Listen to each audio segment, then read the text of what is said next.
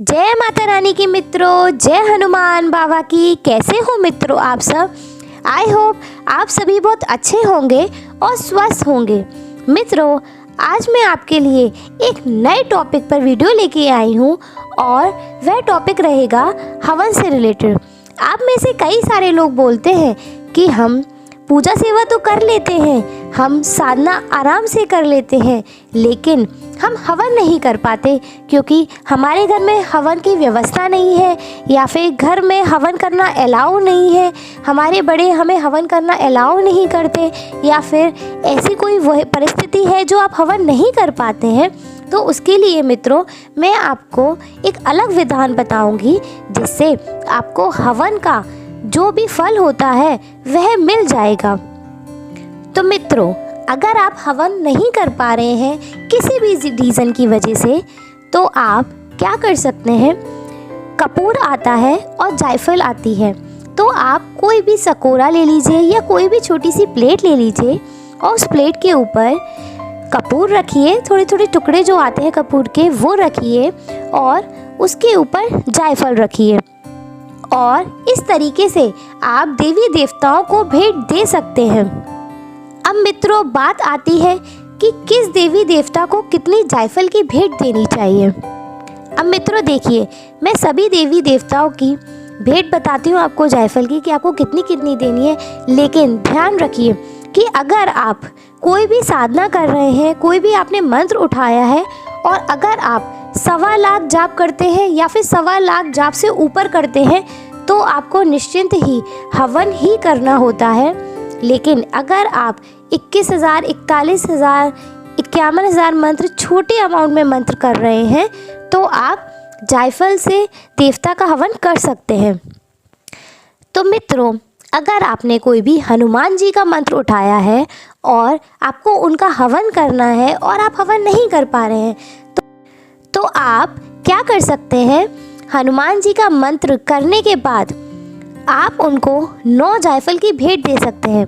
इससे क्या होगा, आपने जो भी हनुमान जी का मंत्र किया होगा उसकी भेंट हनुमान जी 9 जायफल में ही स्वीकार कर लेते हैं। लेकिन मित्रों ध्यान रखिएगा, हनुमान जी के लिए सिर्फ आपको 9 जायफल देनी होती है, तभी आपका हवन मान्य होता है। ठीक है मित्रों। लेकिन अगर आपने कोई बड़ी साधना उठाई है हनुमान जी की, 1.25 लाख मंत्रों से ऊपर की कोई साधना है, तो आप इसको पूर्ण हवन में नहीं ले सकते।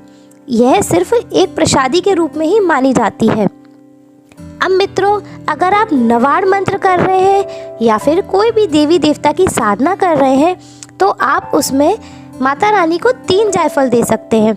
आप इसको करने से जो हवन है वो नहीं कर पाएंगे, तो भी आपका यह मान्य होगा। अब अगर आपको महाकाली की साधना चल रही है और उनको जायफल की भेंट देनी है, तो आप उनके लिए देंगे 7 जायफल की भेंट। और मित्रों इसी प्रकार अगर भैरव बाबा का आपने मंत्र उठाया है, भैरव बाबा को आपको जायफल अर्पित करनी है, तो आप उसके लिए 7 जायफल का हवन करेंगे। और अगर आप कोई भी महाविद्या की साधना कर रहे हैं, तो महाविद्या में आप जितनी जायफल दे सकते हैं, आप अपनी श्रद्धा अनुसार माता रानी को जायफल दे सकते हैं, 11 1, तो भी आपका वह हवन का फल ही देता है। तो मित्रों, आप में से जो भी भाई बहन, जो भी मित्र हवन नहीं कर पा रहे हैं, क्योंकि आप में से कई सारे लोगों का यही प्रश्न होता है कि हम साधना तो कर लेते हैं, हम मंत्र तो उठा लेते हैं, पर थोड़ी हमें हवन करने में हमारे घर में दिक्कत होती है। तो मित्रों उसके लिए मैं एक छोटा सा विधान बता दिया है। आप सिर्फ एक छोटी सी प्लेट ले लीजिएगा या फिर कोई भी सकोरा ले लीजिएगा, उसमें कपूर के टुकड़े डालिएगा, और जो जायफल होती है उसको या तो आप एक एक करके भी चढ़ा सकते हैं, हनुमान जी का मंत्र करके धीरे धीरे आप मंत्र कीजिए हनुमान जी का, और एक एक जायफल की भेंट चढ़ाते जाएं। अगर आप सारी 9 जायफल हनुमान जी के लिए एक साथ जलाना चाहते हैं, तो आप जितना आपने मंत्र किया है उसके हिसाब से 11 माला, 1 माला, 3 माला देख लीजिए। आप जैसे कहते हैं ना, दशांश हवन करना होता है, उसी हिसाब से आप मंत्र करके जायफल अर्पित कर सकते हैं देवता को। जैसे आपने 11,000 मंत्र किए हैं, तो आप कम से कम 3, 7 या 11 माला करके जायफल को भेंट दे सकते हैं हनुमान बाबा को। तो मित्रों, आप इस सब छोटे से विधान से भी पूर्ण रिजल्ट पा सकते हैं। आपको वही सब फल मिलेगा जो आपको हवन का मिलता है। और अब मित्रों, अगर आपको डेली देवता को जायफल समर्पित करनी है, आप किसी साधना में चल रहे हैं और आप चाहते हैं कि डेली हम एक जायफल दे दें देवता को, तो उसमें आपको क्या करना है, आप जायफल लीजिए और अपनी मुट्ठी में दबाइए और माता रानी का, हनुमान बाबा का, जिसके भी नाम की आप जायफल दे रहे हैं उसका ध्यान कीजिए और उसे मुट्ठी में से खोल के कपूर पर रख दीजिए। इससे आपकी जायफल बहुत जल्दी देवता मान्य करते हैं। तो मित्रों, आप इस तरीके से देवी देवता का हवन कर सकते हैं और उनका आशीर्वाद प्राप्त कर सकते हैं।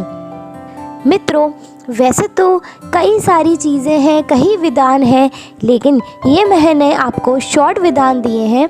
इसको करने से आपको पूर्ण फल प्राप्त होता है। और मित्रों, कई सारी चीज़ें हैं जिससे आप जान सकते हैं कि जायफल आपकी देवता ने ली या नहीं ली, आपका हवन मान्य किया या नहीं किया, लेकिन ये मैं फिर किसी दिन अपनी नेक्स्ट वीडियो में बताऊंगी। लेकिन आप फ़िलहाल जो भी अपनी मंत्र साधना कर रहे हैं वो इस विधान से देवता का हवन कर सकते हैं। और मित्रों, जायफल किसी भी पंसारी के आराम से मिल जाती है।